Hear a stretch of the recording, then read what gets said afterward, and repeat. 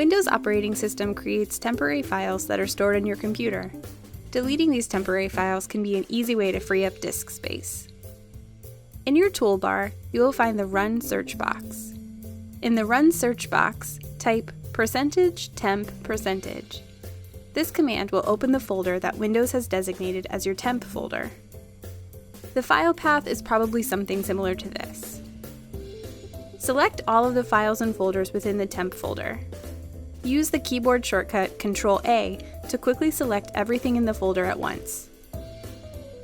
Delete all the temporary files and folders by hitting the Delete key on your keyboard. If you get an error message that a folder or file is in use, click Skip.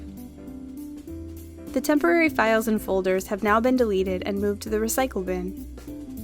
Right-click on the recycle bin and select Empty Recycle Bin. You will be prompted once more to confirm that you want to permanently delete these items. And that's all it takes.